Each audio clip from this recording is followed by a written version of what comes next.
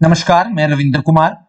SAT half yearly assessment सितंबर 2023 के अंतर्गत कक्षा 12वीं का पॉलिटिकल साइंस राजनीतिक विज्ञान का जो टेस्ट हुआ है, आज के इस वीडियो में उसी को सॉल्व किया गया है। 90 मिनट इस टेस्ट के लिए दिए गए थे और 40 नंबर का था ये। टोटल 20 प्रश्न है। हर प्रश्न के आगे लिखा गया है कि वो कितने नंबर का है। तो प्रश्न संख्या 1 से 10 तक जो है वो 1 अंक के हैं। और उसमें पहला प्रश्न है, भारत के विभाजन से उत्पन्न समस्याएं थी। क है भौगोलिक दूरी की समस्या, ख है गैर मुस्लिम अल्पसंख्यकों की समस्या, और ग है शरणार्थियों की समस्या, और घ है उपयुक्त सभी। तो ये सारी की सारी जब भारत का विभाजन हुआ तो भौगोलिक दूरी की समस्या भी थी। पाकिस्तान को जो 2 पाकिस्तान दिए गए थे उनमें काफी दूरी थी। गैर मुस्लिम अल्पसंख्यकों की समस्या थी कि उनको कैसे एक देश से दूसरे देश में बदला जाए। शरणार्थी जो बहुत सारे आए थे हमारे यहाँ पर, उनकी भी समस्या थी। तो सही जवाब आएगा घ, उपर्युक्त सभी। प्रश्न नंबर 2 की अगर हम बात करें तो पूछा गया है, निम्नलिखित में से कौन नियोजन की उपलब्धि है। 4 ऑप्शन दे रखे हैं। क है राष्ट्रीय आय में वृद्धि, ख सामाजिक विकास, ग उत्पादन में आत्मनिर्भरता, और घ है उपर्युक्त सभी। तो सारे के सारे नियोजन से के जो उपलब्धि रही है, राष्ट्रीय आय में वृद्धि हुई, सामाजिक विकास भी हुआ है और उत्पादन में आत्मनिर्भरता भी हमने प्राप्त की है। तो इसका सही जवाब जो है वो घ है, उपर्युक्त सभी। प्रश्न नंबर 3 है, भारत और चीन के बीच तनाव का मुख्य कारण क्या है। 4 ऑप्शन दे रखे हैं। क जल का बंटवारा, ये बिल्कुल नहीं है। और ख है सीमा विवाद। ये सही है कि भारत और चीन के बीच जो सीमा रेखा है जिसको मैकमोहन लाइन कहा जाता है, उसको लेकर विवाद है, घुसपैठ। और घ है सीमा पार से आतंकवाद। तो इसका सही जवाब जो आएगा वो ख है, सीमा विवाद। प्रश्न नंबर 4 जो है, आपातकाल के दौरान निम्नलिखित में से किस संवैधानिक संशोधन को लघु संविधान कहा गया है। 4 ऑप्शन दे रखे हैं। 38वां संशोधन, ख 39वां संशोधन, ग 40वां संशोधन, और घ है 42वां संशोधन। तो सही जवाब घ है, 42वां संवैधानिक संशोधन, उसको लघु संविधान कहा जाता है। प्रश्न नंबर 5 है कि भारत में नई आर्थिक नीति कब अपनाई गई। 4 ऑप्शन दे रखे हैं। 1900 क पर है 1989 में, ख 1985 में, ग 1950 में, और घ है 1991 में। तो जो सही जवाब है वो घ है, 1991 में भारत ने नई आर्थिक नीति अपनाई है। प्रश्न नंबर 6 है, खालिस्तान है पामर ने या ने है, पामर ने कांग्रेस को एक डैश संगठन कहा है। खालिस्तान भरना है तो पामर ने कांग्रेस को छतरी या फिर छाता संगठन कहा है। 7वां प्रश्न है, 1971 के लोकसभा चुनाव में कांग्रेस पार्टी ने खालिस्तान है का नारा दिया। तो 1971 का चुनाव में एक बड़ा ही मशहूर नारा था, उसको हम गरीबी हटाओ का नारा कहा जाता है। तो सही जवाब जो है वो गरीबी हटाओ है। प्रश्न नंबर 8 है, नीति आयोग की स्थापना कब की गई। तो योजना आयोग को खत्म करके नीति आयोग बनाया गया है और इसकी स्थापना 1 जनवरी 2015 को की गई थी। प्रश्न नंबर 9 है, धारा 370 जो है वो जम्मू कश्मीर से संबंधित है। धारा 370 को कब समाप्त किया गया। 5 अगस्त 2019 को संसद ने एक कानून बनाकर इस धारा को समाप्त कर दिया है। अब की बार एक नया प्रश्न आया है, कथन और कारण के आधार पर निम्नलिखित कथन और कारण पढ़कर नीचे दिए गए विकल्पों में से एक चुने।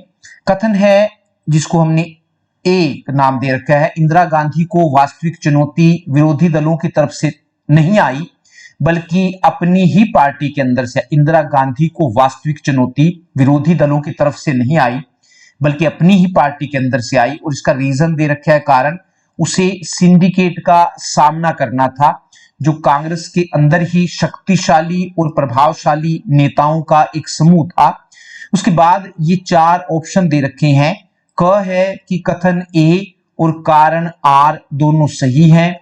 कारण आर कथन ए की सही व्याख्या करता है।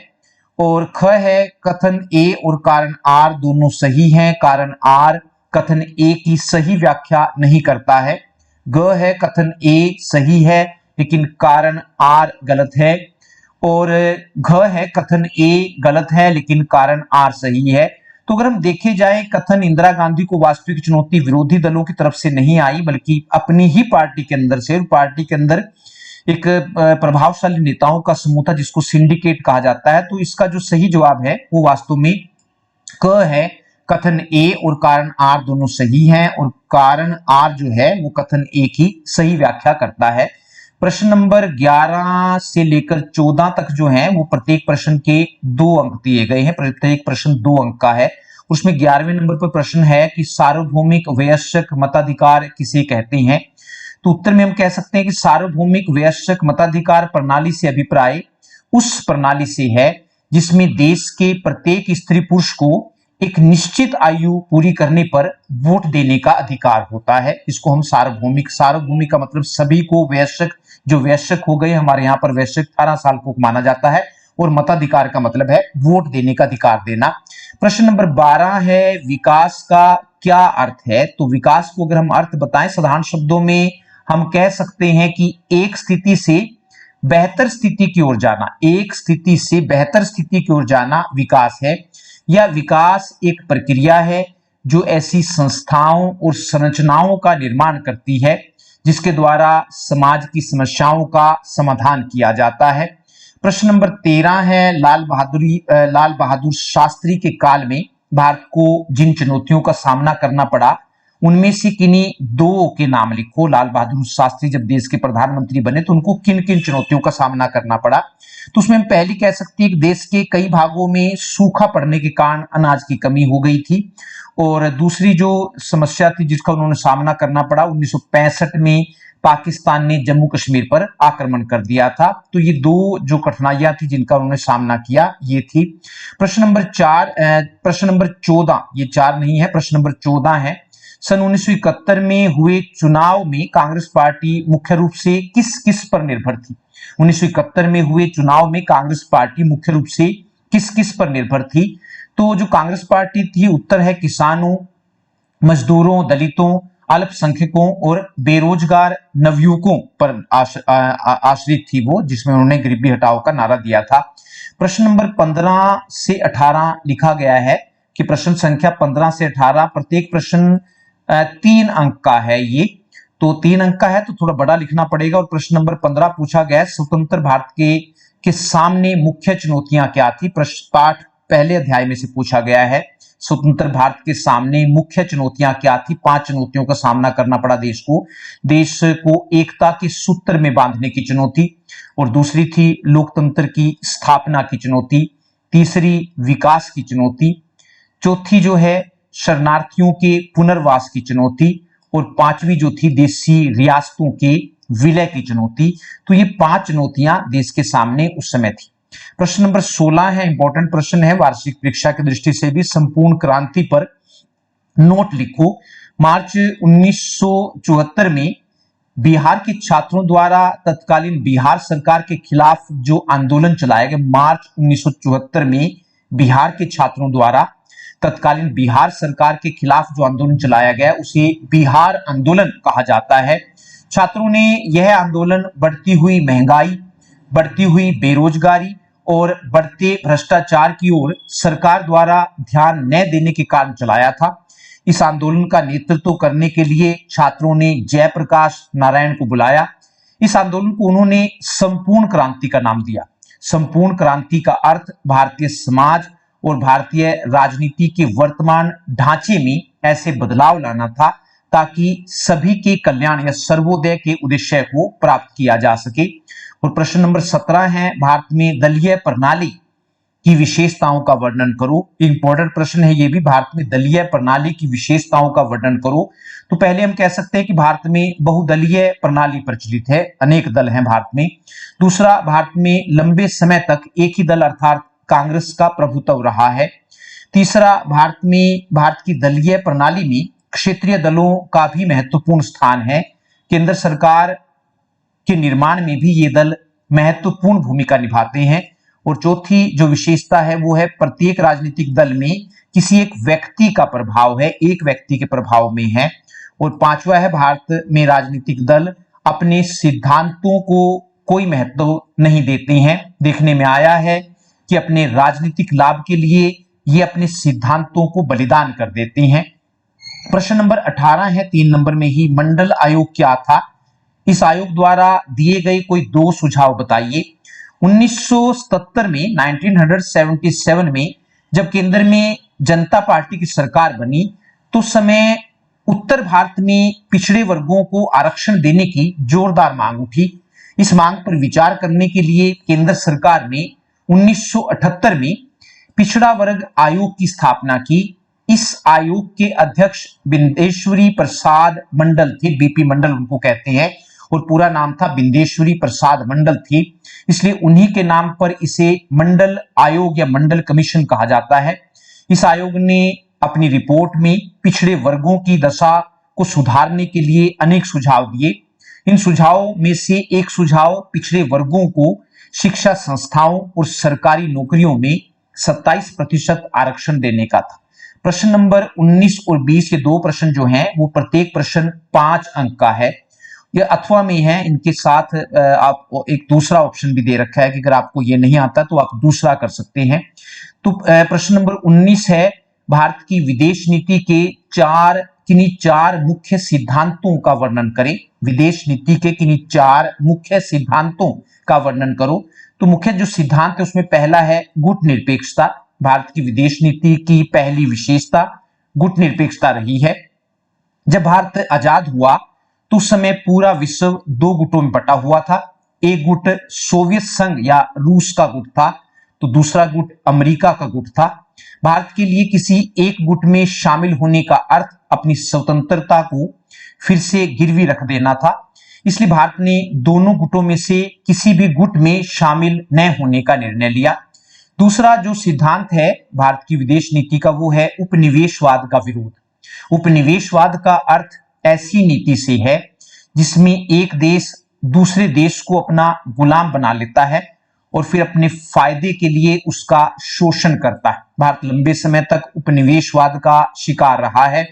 अंग्रेजों ने करीब 200 सालों तक भारत का खूब शोषण किया और इसे गरीब देश बना दिया। अतः उपनिवेशवाद का विरोध करना भी भारत की विदेश नीति रही है। तीसरा है पंचशील के सिद्धांत। पंचशील से अभिप्राय उन 5 सिद्धांतों से है, पंचशील से अभिप्राय उन 5 सिद्धांतों से है जिनका यदि पालन किया जाए तो विश्व में शांति स्थापित की जा सकती है।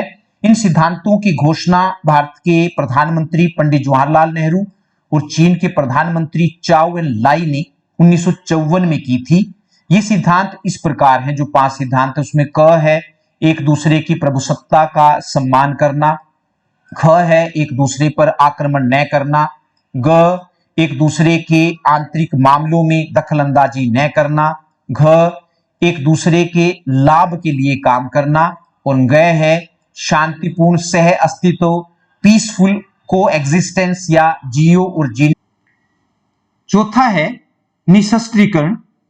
भारत का शुरू से ही यह मानना रहा है कि अस्त्र शस्त्रों की होड़ से युद्ध की संभावना बढ़ती है, इसलिए भारत का मानना है कि विनाश करने वाले परमाणु हथियारों को पूरी तरह से खत्म किया जाना चाहिए तथा परमाणु शक्ति का प्रयोग विकास कार्यों में किया जाना चाहिए। अतः निशस्त्रीकरण भी भारत की विदेश नीति रही है। इसी का अथवा करके, या अगर आपको वो पहला प्रश्न नहीं आता तो अथवा करके दूसरा प्रश्न दिया गया है, 1962 के भारत चीन युद्ध के प्रमुख कारण क्या थे? तो जो प्रमुख कारण थे उसमें हम पहला जो लिख सकते हैं वो सीमा विवाद लिख सकते हैं। भारत और चीन के बीच सीमा रेखा को मैकमोहन लाइन के नाम से जाना जाता है। इस रेखा को 1914 में शिमला में भारत, चीन और तिब्बत के नेताओं द्वारा एक बैठक में तय किया गया था। यह रेखा उस समय भारत के विदेश सचिव आर्थर हेनरी मैकमोहन ने खींची थी, इसलिए उन्हीं के नाम पर इस रेखा को मैकमोहन लाइन कहा जाता है। 1956 तक चीन इसे ही सीमा रेखा मानता रहा, लेकिन 1956 के बाद चीन ने इस सीमा रेखा पर आपत्ति उठाने शुरू कर दी। चीन का कहना था कि दोनों देशों के बीच सीमा रेखा को ठीक प्रकार से निर्धारित नहीं किया गया है। 1956 के बाद चीनी सरकार द्वारा जितने भी मानचित्र प्रकाशित किए गए उन सभी में भारत के अरुणाचल प्रदेश और लद्दाख के अक्साई चीन वाले हिस्से को चीन में दिखाया गया। जब भारत ने इस तरफ चीन का ध्यान आकर्षित किया तो चीन ने इसे पुरानी सरकार की गलती बताया और आने वाले समय में इन नक्शों को ठीक करने का आश्वासन दिया। लेकिन चीन ने ऐसा कुछ नहीं किया, उल्टे वह इन क्षेत्रों तक पहुंचने के लिए सड़कें बनाने लगा। और दूसरा जो दोनों के बीच कारण है विवाद का या युद्ध का, वो था भारत सरकार द्वारा दलाई लामा को शरण देना। 1959 में तिब्बत के लोगों ने तिब्बत को स्वतंत्र करवाने के लिए चीनी सरकार के खिलाफ आंदोलन छेड़ दिया। चीनी सरकार ने इस आंदोलन को कुचलने के लिए तिब्बत के लोगों पर अत्याचार करने शुरू कर दिए। इन अत्याचारों से डरकर तिब्बत के लोग अपने धर्म गुरु दलाई लामा के साथ भारत पहुंचे। भारत सरकार ने उन्हें अपने यहां शरण दे दी, लेकिन चीन ने इस बात पर आपत्ति जाहिर की और कहा कि भारत पंचशील समझौते को तोड़ रहा है, जिसमें यह कहा गया था कि दोनों देश एक दूसरे के आंतरिक मामलों में दखल अंदाजी नहीं करेंगे। और पांचवा नहीं तीसरा पॉइंट है भारत चीन युद्ध 1962। भारत सरकार द्वारा तिब्बत के लोगों और उनके धर्म गुरु दलाई लामा को अपने यहां शरण देने से चीन नाराज हो गया और उसने 1959 में भारत के लद्दाख क्षेत्र के 12,000 वर्ग मील क्षेत्र पर कब्जा कर लिया। भारत के प्रधानमंत्री पंडित जवाहरलाल नेहरू ने चीन पर इस बात के लिए दबाव डाला कि वह भारत के क्षेत्र को खाली करे, लेकिन चीन ने ऐसा करने से साफ इनकार कर दिया। इससे दोनों देशों के बीच तनाव बढ़ने लगा और सीमा पर सैनिकों के बीच छोटी मोटी झड़पें होने लगी। 20 अक्टूबर 1962 को चीन ने भारत पर आक्रमण कर दिया। इस युद्ध में भारत की बुरी तरह से हार हुई। चीन ने भारत के हजारों वर्ग मील क्षेत्र पर कब्जा कर लिया, जो आज भी चीन के कब्जे में। इस क्षेत्र के बाद या इस युद्ध के बाद भारत और चीन के संबंध काफी बिगड़ गए। प्रश्न नंबर 20 है इंपॉर्टेंट, ये भी एक महत्वपूर्ण प्रश्न है और बड़ा है। पंजाब समझौते के मुख्य प्रावधान क्या थे? पंजाब समझौते के मुख्य प्रावधान क्या थे? 1984 में जब लोकसभा के चुनाव हुए तो इन चुनावों में कांग्रेस को भारी सफलता मिली और राजीव गांधी देश के प्रधानमंत्री बने। प्रधानमंत्री बनने के बाद उन्होंने देश के विभिन्न भागों में कार्यरत अलगाववादी संगठनों और उनके नेताओं से बातचीत करनी शुरू की। इसी उद्देश्य से उन्होंने अकाली दल के नेताओं से भी बातचीत की। इस बातचीत के परिणाम स्वरूप 24 जुलाई 1985 को अकाली दल के तत्कालीन अध्यक्ष संत हरचंद सिंह लोंगोवाल और राजीव गांधी के बीच एक समझौता हुआ, जिसे राजीव लोंगोवाल समझौता या पंजाब समझौता कहा जाता है। इस समझौते में निम्नलिखित बातें कही गई। उसमें पहली थी कि चंडीगढ़ पंजाब को दिया जाएगा। दूसरा, हरियाणा को नई राजधानी बनाने के लिए आर्थिक सहायता दी जाएगी। तीसरा, पंजाब और हरियाणा के बीच सीमा विवाद को सुलझाने के लिए एक आयोग की स्थापना की जाएगी। पंजाबी भाषी क्षेत्र पंजाब को सौंपे जाएंगे और हिंदी भाषी क्षेत्र हरियाणा को सौंपे जाएंगे। चौथी जो बात थी कही गई थी इसमें पंजाब समझौते में, वो थी कि पंजाब, हरियाणा और राजस्थान के बीच रावी ब्यास के पानी के बंटवारे को सुलझाने के लिए एक न्यायाधिकरण की स्थापना की जाएगी। और पांचवा था, केंद्र सरकार उग्रवाद से प्रभावित लोगों को मुआवजा देने के लिए पंजाब सरकार को आर्थिक सहायता देगी। छठी जो बात थी, पंजाब में लागू किए गए विशेष सुरक्षा बल अधिनियम को वापस लिया जाएगा। और सातवां जो बात थी वो थी, बेकसूर लोगों के नाम आतंकवादियों की सूची से निकाले जाएंगे और उनके साथ बेहतर व्यवहार किया जाएगा। इस समझौते के द्वारा केंद्र सरकार ने पंजाब को तो संतुष्ट करने का प्रयास किया, लेकिन पड़ोसी राज्यों के लिए यह समझौता भेदभावपूर्ण रहा। या इसी के उसमें एवज में दूसरा प्रश्न दिया गया है कि भारत में क्षेत्रवाद की प्रवृत्ति को दूर करने के लिए उपयुक्त सुझाव दीजिए। तो इसमें हम पहला कह सकते हैं कि संतुलित आर्थिक विकास, देश के सभी क्षेत्रों का समान विकास किया जाना चाहिए। केंद्र सरकार को चाहिए कि जो क्षेत्र पिछड़े हुए रह गए हैं उनके विकास पर विशेष ध्यान दिया जाए।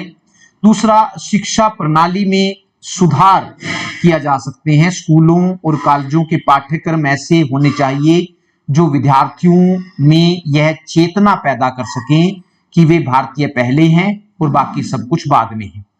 तीसरा, अगर हम बात करें सभी वर्गों के हितों की सुरक्षा, सरकार को देश में रहने वाले सभी नागरिकों के हितों की रक्षा करनी चाहिए। उसे अल्पसंख्यकों को यह विश्वास दिलाना चाहिए कि उन्हें भी विकास के समान अवसर दिए जाएंगे। और चौथा है, देश के सभी लोगों को एक राष्ट्र एक जन के सिद्धांत से परिचित करवाया जाना चाहिए। सरकार को यह भी स्पष्ट करना चाहिए कि भारत के सभी 27 राज्य और 9 केंद्र शासित प्रदेश एक समान हैं और उनसे किसी तरह का भेदभाव नहीं किया जाएगा। धन्यवाद, नमस्कार।